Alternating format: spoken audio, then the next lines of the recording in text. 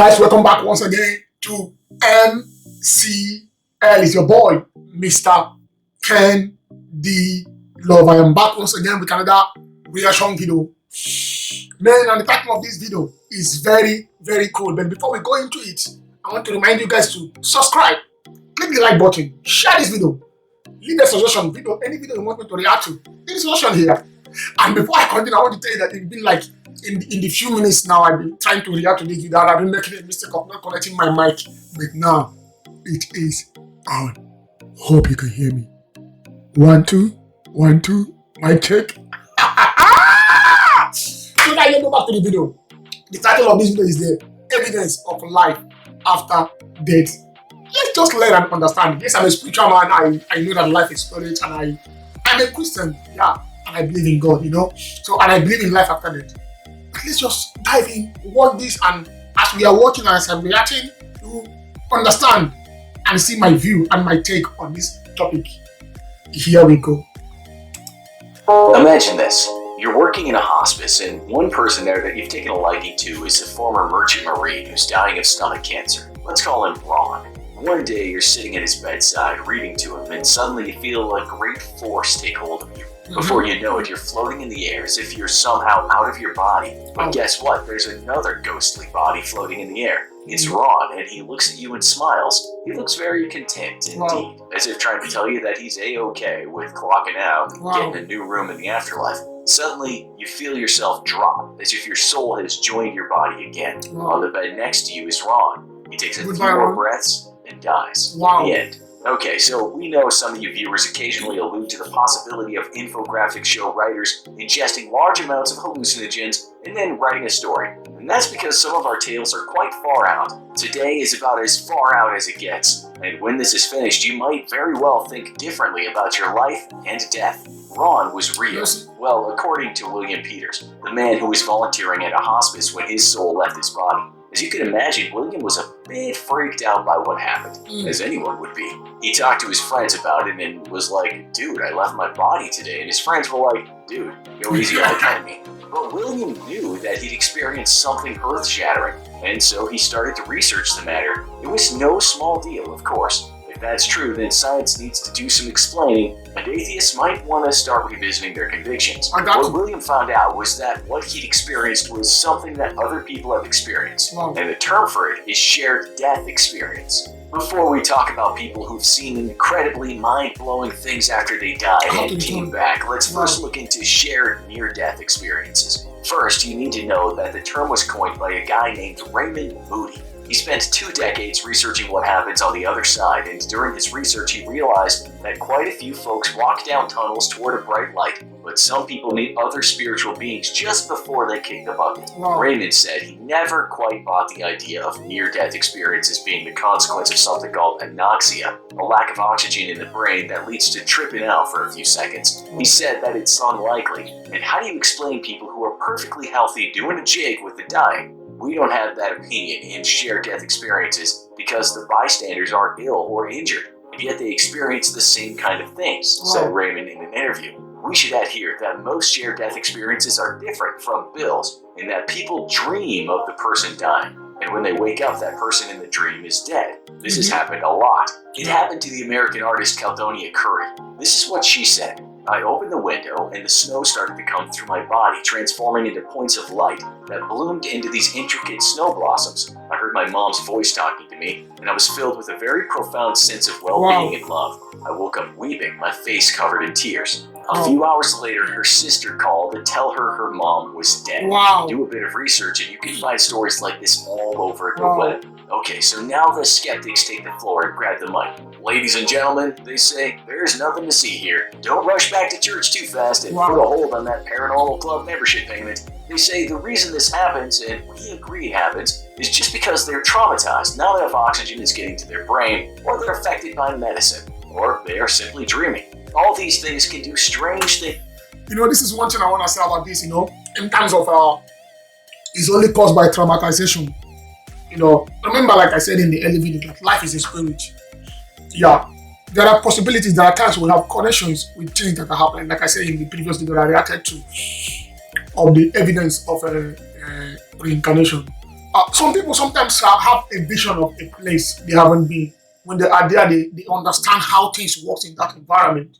Because before they were a spirit, or even now we are spirits. Once in a while, our body, our spirit leave our body. Some of us are blind to this knowledge. When your spirit has not been trained, when you have not trained your spirit, when you have cultivated, when you have no idea of who you really are, when you think that all that exists is all that I've seen. Even the scientists has a there is a study that came out, I think, about 4 years ago that said that about the sound and matter and sound, which Bible also refer in the book of Hebrew that things that God made everything that exists from the things that does not exist. He called things that be not as though they were. Meaning, before matter, when you were looking, it was nothing. You won't see anything. It's a sound, it's an echo. When you're not looking, it becomes a matter. It shows up, So is our spirit. So is our human spirit that lives in this body that gives us access to this primary world in which we are lived. So what am I saying? What I'm saying is there are possibilities. Yeah, you can get those things maybe when you are sleeping in a dream form as a vision.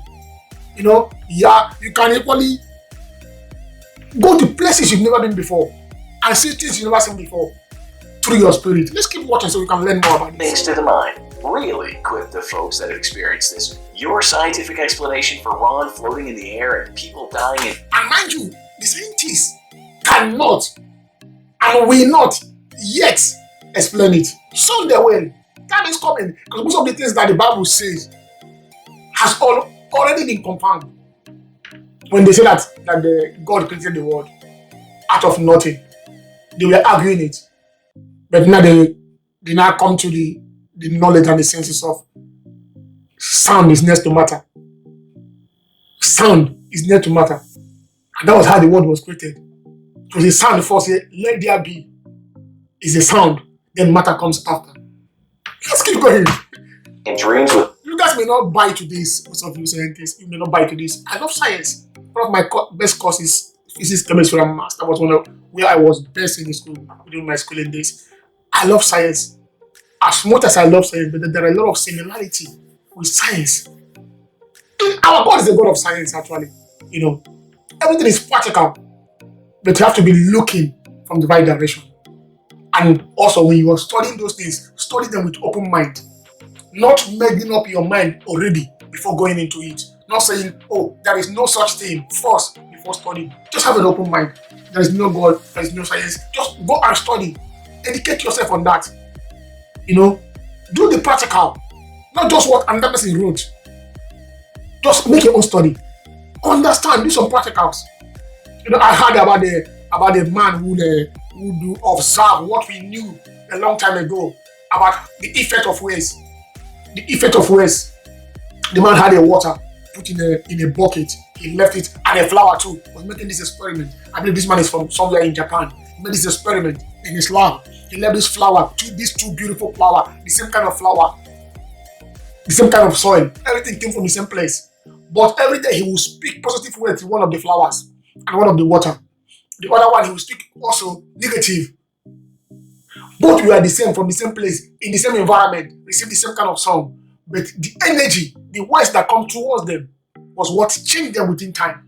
One ended up growing to be beautiful, and the other one perish. And the water creates beautiful crystals, and the other one that had negative words becomes so dirty, and the crystals are dirty. Let's keep watching, man. Again, I'm preaching now, guys. But let's keep diving in. Let's keep watching, bro. their loved ones is that grief did it. It sounds to me that because science can't explain this phenomenon, you're just blaming temporary madness or a brain that isn't working right. That's too easy. It's a cop-out. Back to Raymond Moody. He went on to obtain a PhD in psychology and become a forensic psychiatrist and philosopher. He was an academic and later he became a writer who wrote a lot about deathbed experiences. He wrote a book about this called Life After Life, and in it he details scores of cases where folks were clinically dead but went on a bit of a jaunt.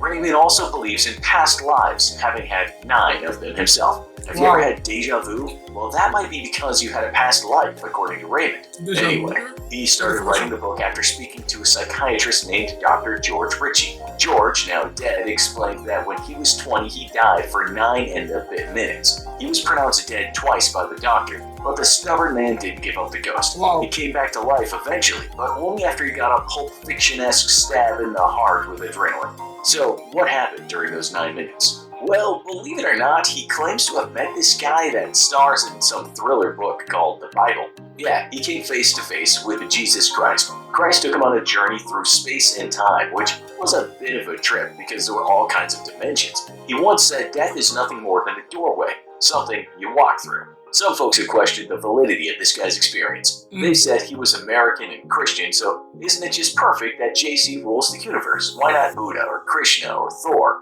Imagine 9 minutes hanging out with Thor. How cool would that be? Okay, back to being serious. Raymond, still alive and kicking, included over 150 cases of near-death experiences in his book. This book, by the way, has sold over 13 million copies. It's kind of the Bible of NDEs. I'm gonna look for this book, Life After Death.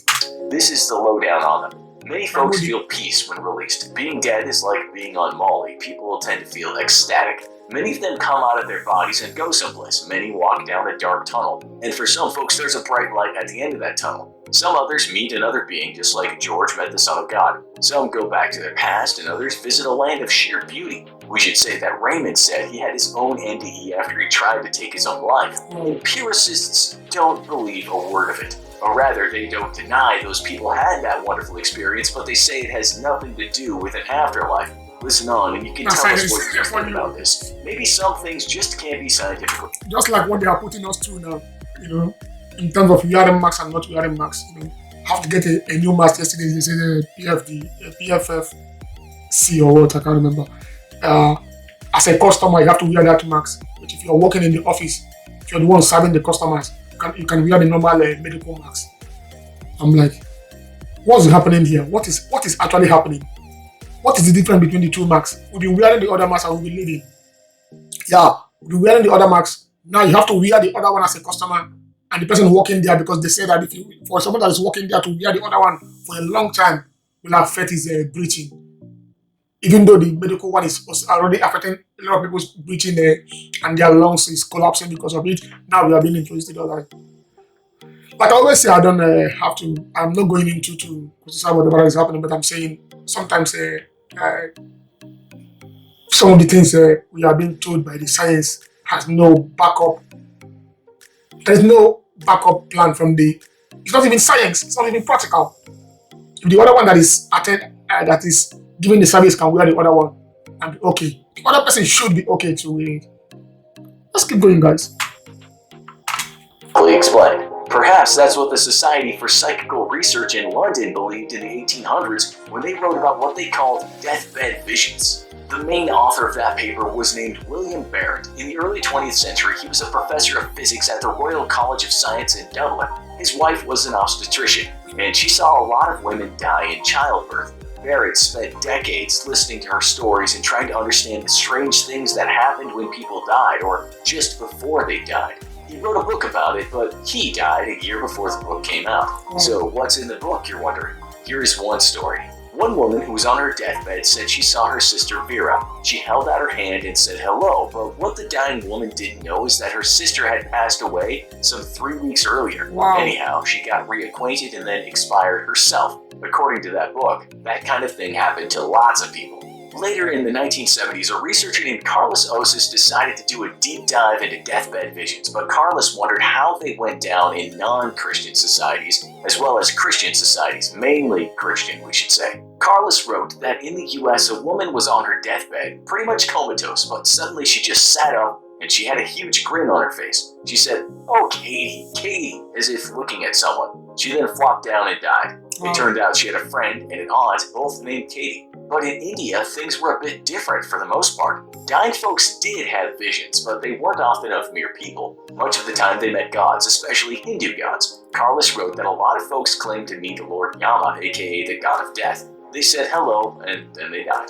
Perhaps the weirdest thing that Carlos wrote about was some guy in a Muslim hospital in India. He was actually Christian, which isn't that uncommon in India. So this man, in his 50s, was about to be released from a hospital after being treated for a broken hip. The doctor said the man was in good health, but then complained of a pain in his chest. The doctor said, "Don't worry, you'll be fine." After which the man said, "I'm gonna die." "How do you know that?" said the doctor. The guy told him that he'd just seen Jesus and Jesus waved him over. After JC left the room, the guy told the doctor he was gonna die. He said he had just a few minutes left, and get this, he was right. His last words were, "I'm going." As for the Hindu experience, one guy in an Indian hospital was in because of a high fever caused by an infectious disease. One day he just sat up in bed and said, "Somebody's standing there. He has a cart with him, so he must be Yamdut. He must be taking someone with him. He's teasing me that he's going to take me." What's a Yamdut, you're thinking? The answer is a messenger of death in the Hindu religion.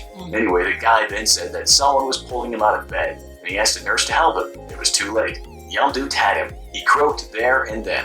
Okay, so you're thinking these people are just hallucinating. It happens. People lose the plot sometimes. They see things. Hold your horses, you dogged skeptic. Haven't you heard of something called terminal lucidity? We guess you hadn't. It's quite the strange phenomenon. What happens is a person is very ill, physically or mentally, but then they suddenly become better, and then they die. They might be suffering from a severe psychiatric or neurological disorder, unable to do anything, never mind communicate. And just before they pop their clogs, they get up and seem totally normal, like completely fixed, talkative, happy, not sick at all. It's as if they're allowed one last goodbye before they conk. Some folks have even come out of comas and said, "Hey, what's up, everybody?" and then they die. It's weird, and science has never actually been able to explain why it happens. People have been writing about this going back to ancient times, with some scholars saying the re-emerge seems spiritualized and elated. It's as if they know they're going to die, but with the help of something they get to bid farewell and not dribble phlegm down their chin while doing it. According to the Journal of Nervous and Mental Disease, these reawakened people bite the dust in a few days after their terminal lucidity,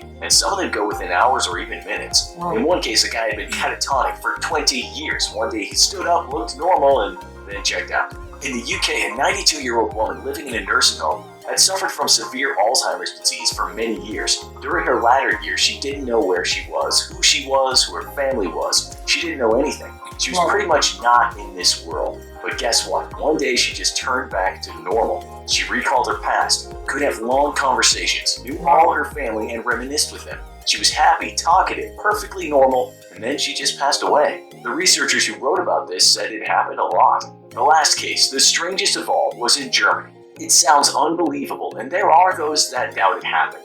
But it is a fact that respected physicians witnessed it and wrote about it. It's about a 26-year-old woman named Anna Katharina Emmer. She was committed to an asylum and was looked after by two well-known physicians. This woman had been severely retarded from birth, never able to talk, never able to properly feed herself. She pooped and peed herself every day. Doctors said she was like a wild animal, never really aware what was happening around her.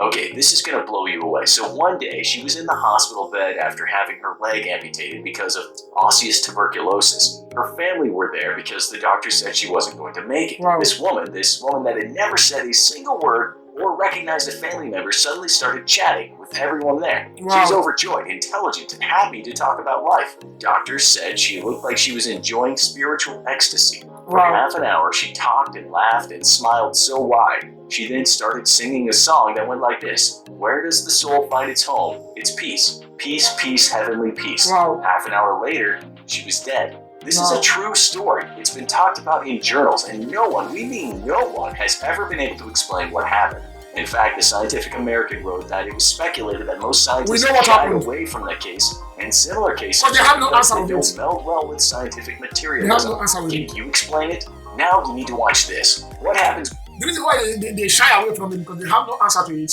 What we do, we know what's happened when man died. You will leave this earth to another earth to where God will judge you. So let's not go into that. I want to remind you guys to let us live our life good. Let us try to be as good as possible as we can. If you're someone that loves Jesus, make him a priority. Receive him, be bold about him, declare him everywhere. I love you guys, and I'll be signing out. MrCandyLuv.